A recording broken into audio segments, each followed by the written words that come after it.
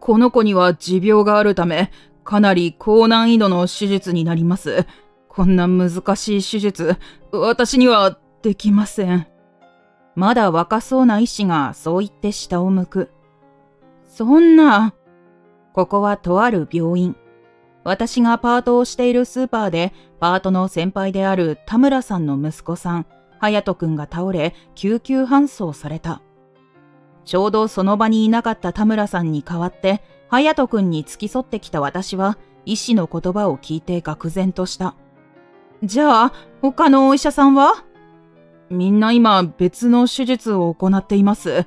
だから、それが終わるのを待つか、他の病院に移っていただくか。医師の顔が苦しそうに歪む。このままでは隼人くんの命が危ない。私は意を決してある行動に出るのだった。私の名前は中原良子、43歳。近所のスーパーの惣菜コーナーで働いている。惣菜コーナーは社員やパートなど多くの人がチームを組んで働き、和気あいあいとしていた。変に競争意識がある人もおらず、以前のような人間関係に悩まされることもなかった。私のチームは50代前後の主婦が多く、会話の内容はスーパーの特売情報や子供のこと、夫のちょっとした愚痴など平和なものだった。今日も仕事の合間にパートさんたちは楽しそうに話をしている。昨日息子さんの野球の試合だったんでしょ？どうだった？負けちゃったわ。これに勝ったら準決勝だったんだけどね。あら、残念だったわね。私は一人暮らしで子供はいないが、こうして周りのパートさんが子供の話をしているのを聞くのは好きだ。こっちまで心が和んでくる。部活もこれで引退。今度は受験よ。勉強も野球と同じくらいの熱量でやってくれたらいいんだけど、こっちの方は全然で困っちゃうわよ。塾にでも行かせた方がいいんだか。うちは今家庭教師に来てもらってる。個別に教えてもらえる方がいいかと思って。へえ、家庭教師ね。そういや、中原ちゃん、頭いいのよね。うちの子に勉強教えてくれない？一番年下の私は、みんなに中原ちゃんと呼ばれて可愛がってもらっていた。え？私は突然話を振られて言葉に詰まる。すると、もう一人のパートさんが聞いた。中原ちゃん、そうなの？そうよ。この前、店長がハワイかどっか行ってお土産くれたじゃない。よくわからないお菓子。そのパッケージに書いてあった英語、スラスラ読んでくれたもん。へえ、そうなんだ。じゃあ、うちも中原ちゃんにお願いしたいわ。今の家庭教師、不愛想でさ。いえ、人に教えるほどでは。私は苦笑いを浮かべそう言った。じゃあさ、どうやったら勉強できるようになるんだろう？なんかコツとかある？いや、どうですかね。私が返事に困っていると、パートリーダーの田村さんが助け舟を出してくれた。ほらみんな、おしゃべりもいいけど、仕事仕事。田村さんが明るくそう言うと、パートさんたちは慌てて仕事に戻る。いっけない、仕事仕事。私は田村さんにありがとうございますの意味を込めて会釈すると、田村さんも笑顔で返してくれた。田村さんは明るくおおらかで人望も厚かった。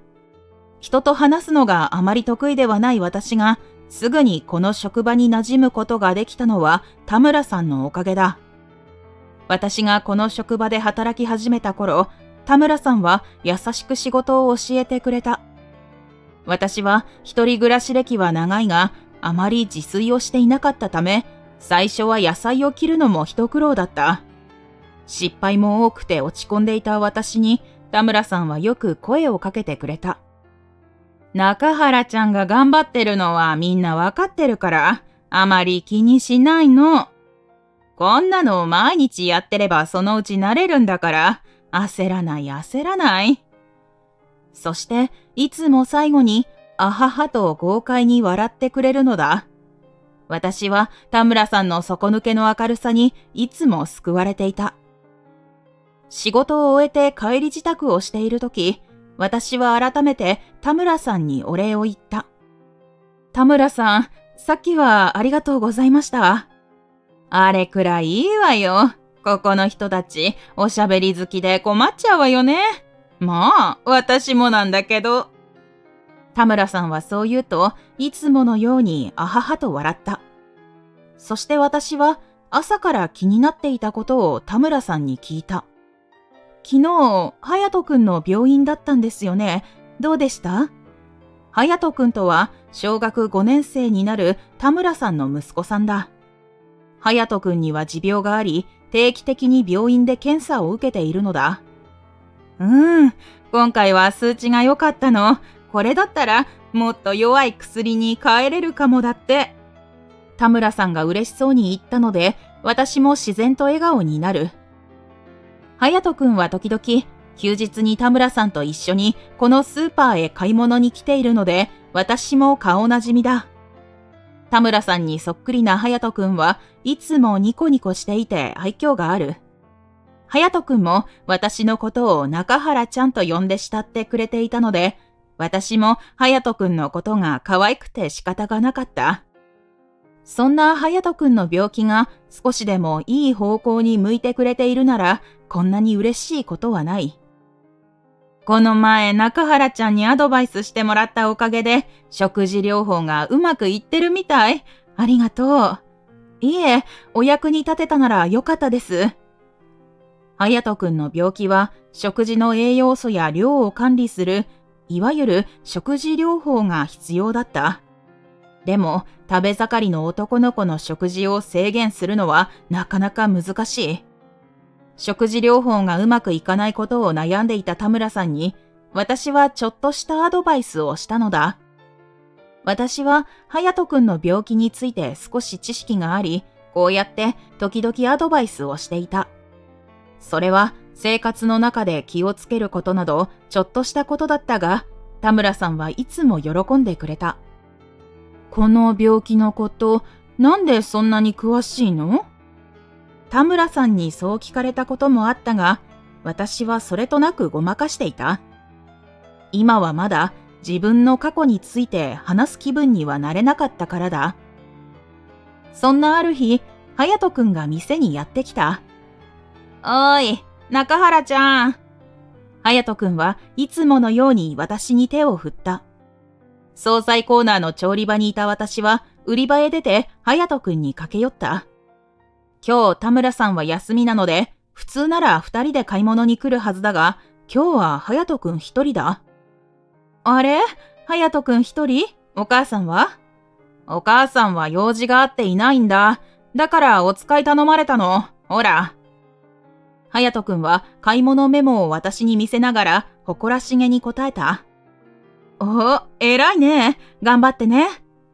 私が言うと、隼人くんはうんと元気に言って野菜売り場へ向かった。そしてメモを見ながら次々と野菜を入れていく。小学5年生ともなるとしっかりしているな。私はそんなことを思いながら隼人くんを眺めていた。と、その時、隼人くんがピタッとロボットのように止まる。あれ？どうしたんだろう。そう思った瞬間、隼人くんは胸のあたりを押さえて、その場に倒れ込んだ。隼人くん？私は急いで隼人くんに駆け寄った。隼人くん、大丈夫？隼人くん。私は隼人くんに声をかけたが、反応がない。顔は青白く、呼吸も止まっている。なんだ？子供が倒れたのか？お客さんが何人かこちらを心配そうに見る。私はお客さんたちに向かって叫んだ。すぐに救急車を呼んでください。そしてすぐに心臓マッサージと人工呼吸を始めた。騒ぎを聞きつけてか、周りには人だかりができていた。買い物に来ていたお客さん、店長をはじめスーパーで働いている人たち、そして惣菜コーナーのみんなも心配そうに隼人くんを見つめている。隼人くん、頑張ってね。すぐに救急車来てくれるからね。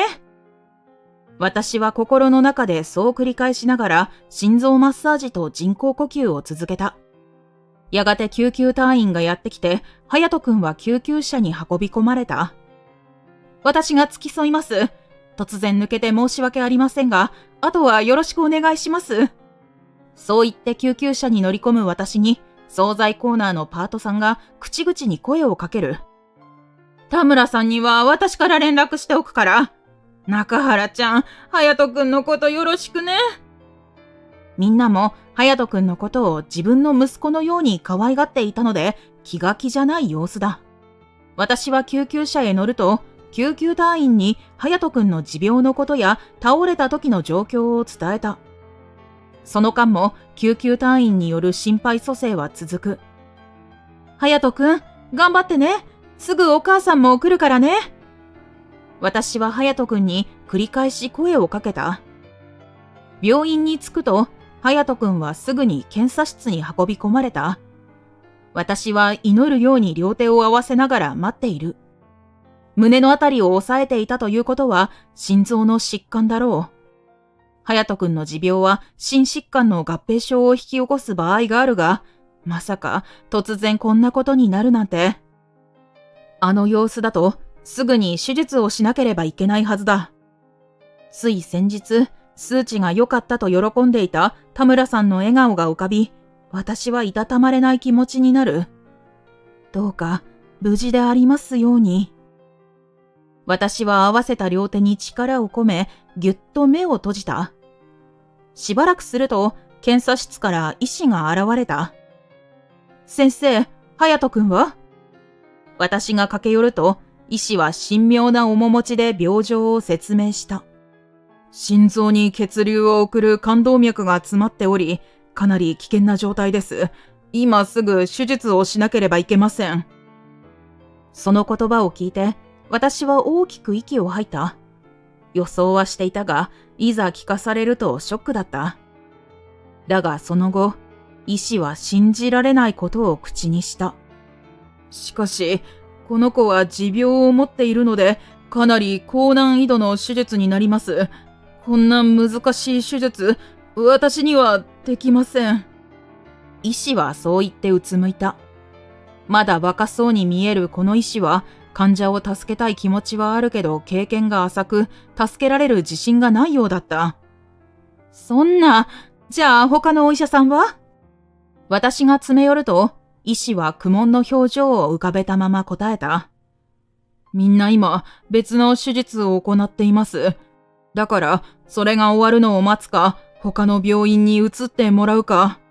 そんなことしてたら手遅れになります。私は思わず医師の両腕をつかみながら言ったが、医師はうつむいたまま何も答えない。私はなおも詰め寄った。お願いです。このままでは隼人くんの命が。それは分かっています。分かっていますが、私はこんな難しい手術をしたことがないんです。もしそんな私が手術をして、この子にもしものことがあったら。医師の顔は苦しそうに歪んでいる。この人もただ手術が嫌で拒んでいるわけではない。それはわかるけど、でもこのままでは隼人くんの命が危ない。私の頭の中に隼人くんの笑顔が浮かぶ。そして田村さんの笑顔、二人が仲良く買い物をしている姿が次々と浮かんでくる。この二人の笑顔を、幸せな時間を守らなければ。私は意を決して口を開いた。この手術、私にやらせてください。すると、医師は驚きの表情で私を見た。何を言っているんですか？医師は信じられないというふうに少し笑ったが、私は必死に訴えた。医師の免許は持っています。以前外科医をしていました。どうか院長に執刀の許可を取ってください。そう、私はかつて外科医だったのだ。その言葉を聞いて、医師は私をすぐに院長室へ案内してくれた。医師が院長へ掛け合ってくれたが、院長は何をバカなことをと一蹴した。だが、私も引き下がるわけにはいかない。私は院長に頭を下げて言った。中原良子と申します。以前ある大学病院で外科医をしていました。この患者さんは私のお世話になっている人の息子さんで、どうしても助けたいんです。どうか執刀の許可をください。お願いします。すると、院長は驚いたように目を丸くした。中原良子って、あの天才外科医の中原先生かね。なぜこんなところに。そんなことより、手術の許可を早くしないと患者さんが危険です。そうだね。わかった。今回は特別に許可しよう。君も助手として入って勉強させてもらいなさい。こうして、私と医師はすぐに手術準備に取り掛かった。準備を終えて手術室に入ると、目をつぶったままの隼人くんが横たわっていた。隼人くん、今助けるからね。一緒に頑張ろうね。私は心の中でそう言って、隼人くんの胸部にメスを入れた。今回の手術は、胸から切り取った正常な血管を詰まった血管の先に縫い付けて血流を改善させる。わずか 1.5 ミリほどの細い血管を髪の毛より細い糸でつなぎ合わさなければならない。この手の手術は何回も経験してきたが、隼人くんは持病があるため、手術中に容体が急変するリスクが高い。心拍数、血圧などのバイタルを注意深く観察しながら、かつ短時間で手術を行う必要がある。不安がないわけではないが、やるしかない。私は全神経を自分の指先に集中させ、手を動かしていく。医師は時々深いため息を漏らした。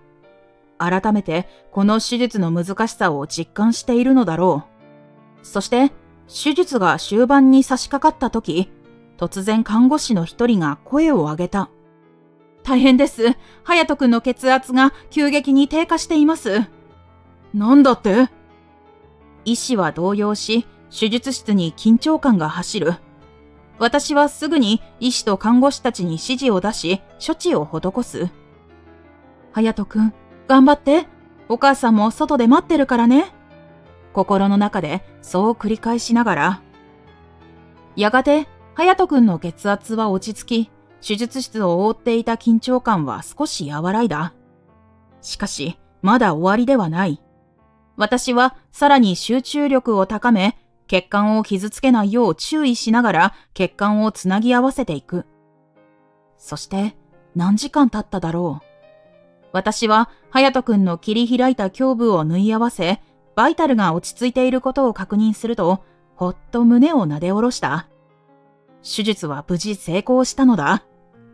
すごいものを見させていただきました。ありがとうございます。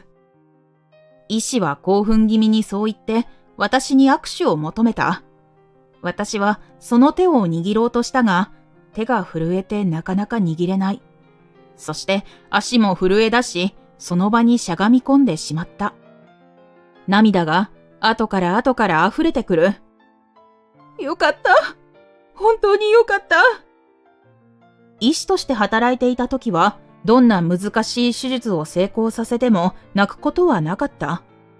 毎日難しい手術を仕事としてこなし、感動に浸っている場合ではなかったからだ。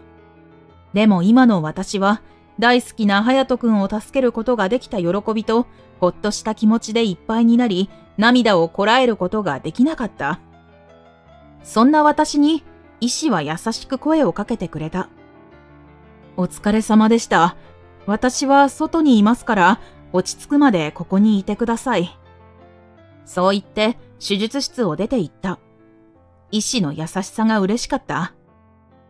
私はしばらくその場で心を落ち着かせ、手術室を出た。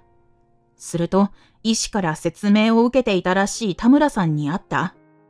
中原ちゃん、何その格好。田村さんは、私が手術着を着ていることに驚いているようだった。すると、医師が言った。中原先生は、この手術の執刀医をしてくれたんです。その言葉に、田村さんはさらに驚く。そう言って、目をパチパチさせながら私を見ていた。ごめんなさい、驚かせてしまって。実は私、昔医者だったんです。中原ちゃんが医者？じゃあ、なんでスーパーなんかで？困惑している田村さんに、私は自分が外科医だった頃の話をした。私は腕がいいと評され、天才外科医とも言われていたが、周りの医師からは嫉妬され、嫌味を言われていた。いいよな、女は。ちょっと腕がいいだけでチヤホヤされて。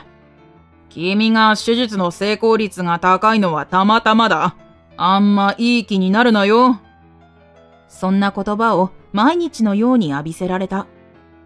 医師から露骨に嫌われていた私に、看護師たちもよそよそしかった。私と親しくすれば、他の医師から白い目で見られると思っていたからだろう。私はこの職場で一人、孤立しているように感じていた。それでも目の前の患者さんを救うために日々仕事に励んでいた。そんなある日、いつものように救急の患者さんが運び込まれ、先輩医師が私にその患者さんの治療法を指示した。それだとリスクが高いと思います。患者さんが高齢なので体力が持つかどうか。それよりも今回の場合は、私が別の治療法を提案しようとすると、先輩医師は遮った。俺に指図するのか？お前何様だよ。俺がこの方法で行くと言ったらこの方法でやるんだよ。わかったな。私は断り切ることができず、先輩医師の言われた通りの治療を行った。しかし、患者さんの容体は悪化し、後日、改めて手術をしなければならなくなった。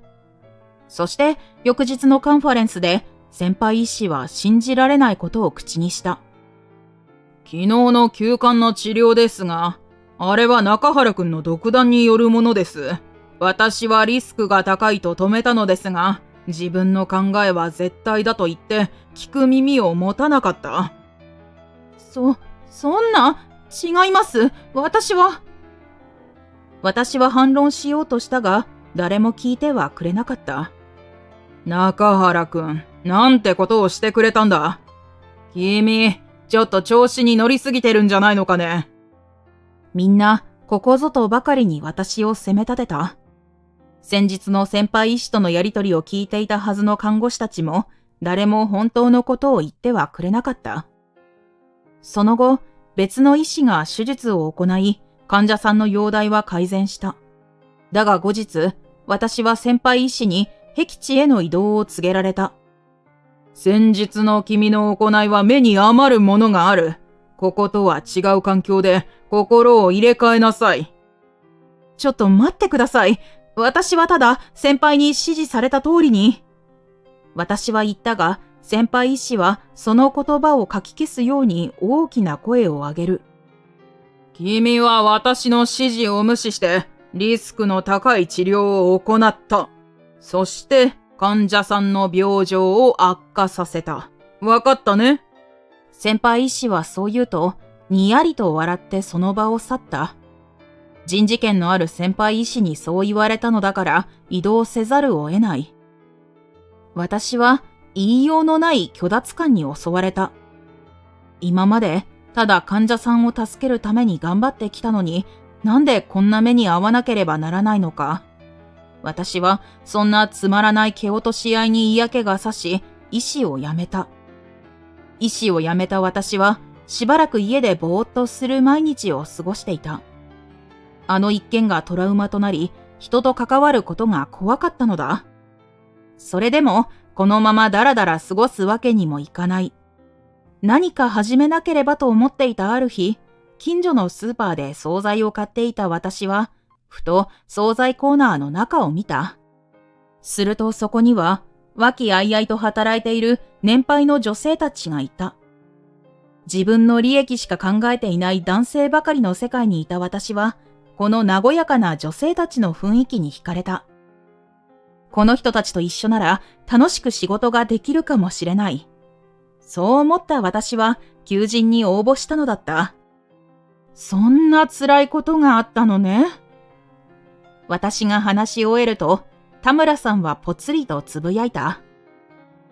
まあ、過去は過去ですから。私は今、惣菜コーナーで働いて毎日楽しいし、田村さんや隼人くんに出会えてよかったと思っています。そういった私に、田村さんは優しい目を向けた。でも、あなたがお医者さんでよかったわ。ありがとう。その目には、うっすら涙が浮かんでいた。その後、隼人くんはしばらく入院することになり、田村さんは隼人くんの看病のためにしばらくパートを休んだ。そして1ヶ月後、無事隼人くんが退院し、田村さんは私をお礼のランチに誘ってくれた。隼人くんも一緒だった。隼人くん、よかったね、退院できて。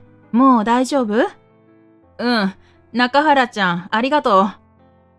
隼人くんはそう言って、嬉しそうにメニュー表を見ている。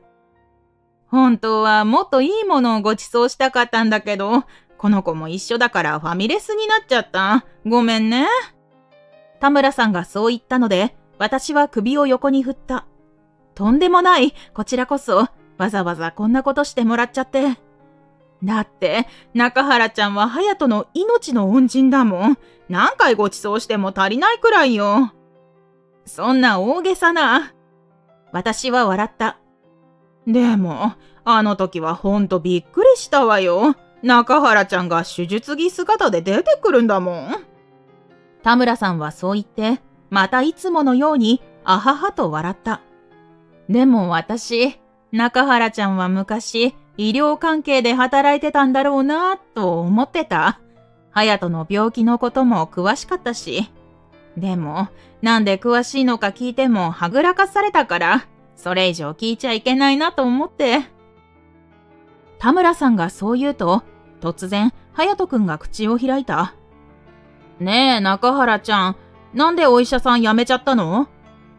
隼人くんのあまりにもストレートな質問にどう答えていいかわからず、言葉に詰まった。僕の手術、すごく難しかったんでしょ？それを中原ちゃんが治してくれたんでしょ？お母さんが言ってた。中原ちゃんはすごいお医者さんだったんだって。私はどう言っていいかわからず、ただ苦笑いを浮かべていた。そして、隼人くんは言った。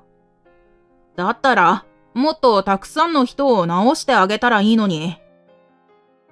その言葉を聞いて、私はハッとした。たくさんの人を治したい。それは私が医者になった一番の理由だったはずだ。そんな一番大切なことを忘れて、私は人間関係を理由に医者を辞めてしまった。私が何も言えずにいると、田村さんが慌てて言った。こら、隼人、中原ちゃんにもいろいろ事情があるの。そんな簡単なことじゃないの。それでも、隼人くんはなおも続けた。でも、僕が入院してた時、同じ部屋の子たちも言ってたじゃないか。早く良くなってみんなと一緒に学校に行きたいって。世の中にはそういう人たちがいっぱいいるんだよ。中原ちゃん、直してあげてよ。こら、隼人、いい加減にしなさい。中原ちゃん、ごめんなさいね。いえ。田村さんの言葉に私は首を横に振る。そして、隼人くんに向かって言った。隼人くん、ありがとう。すると、隼人くんは不思議そうな顔で、なんで中原ちゃんがお礼言うの？変なの。と言って、田村さんと同じように、あははと笑った。そんな隼人くんに、心の中でもう一度お礼を言った。私が忘れていた一番大切なことに気づかせてくれて、ありがとう。その後、私は医者に戻った。以前の私は周りの環境に流されていたと反省した。今思えば周りに何を言われようと、どんな仕打ちを受けようと、医者としての責務を全うすべきだった。だから今度は周りがどうであろうと、患者さんに向き合い救うという信念を曲げないと決意した。今も医者同士のしがらみがないわけではないが、以前のように周りを気にしている自分はもういない。私は毎日目の前の患者さんの治療に全力を注いだ。スーパーのパートは辞めてしまったが、田村さんとは時々ご飯に行き、お互いに近況報告をしている。ある日、田村さんはおかしそうに笑いながら言った。隼人ったら最近、中原ちゃんみたいにお医者さんになるなんて言い出したのよ。そうなんですか？あんたはお父さんとお母さんの子なんだから、人の何千倍も勉強しなきゃ無理だよって言ったら、自分から塾に通いたいって言い出したの。あんなに勉強嫌いだったのに、びっくりよ。それで今日、塾に行ってるの。だから今日は一緒じゃないんですね。久しぶりに会いたかったからちょっと残念。まあ、いつまで続くかわからないけどね。あの子、あたしに似て飽き性だから。そう言って、あははと笑った。そして一呼吸置いて、優しい笑みを浮かべながら言った。でも、あの子が病気に負けず、明るく楽しく生きてくれたら、どんな職業についてもいいけどね。手術をして一命は取り留めたが、隼人くんの持病が治ったわけではない。今の医療では完治は難しく、隼人くんはこの病気と一生付き合っていかなければならない。隼人くんなら大丈夫ですよ。何になっても明るく楽しくやれますよ。だって田村さんの子ですもん。私が言うと、田村さんはまた豪快に笑い出す。はははは、中原ちゃんったら、またそんなこと言って。私も笑った。でも、中原ちゃん、前よりずっと生き生きしてるわね。やっぱり惣菜作るより患者さんを助けることの方が合ってたのね。田村さんは嬉しそうに微笑みながら言った。そうかもしれないと私も思う。医療現場は緊張の連続で気の抜けない毎日だが、患者さんのありがとうを聞くたびにこの上ない幸せを感じる。これからは周りが何と言おうと常に患者さん第一であることを忘れない。私はその信念を曲げずに、これからも医師として邁進していく。ご視聴ありがとうございました。下のチャンネル登録ボタンからチャンネル登録をお願いいたします。グッドボタンや動画の感想コメントもお待ちしています。それではまた次の動画でお会いしましょう。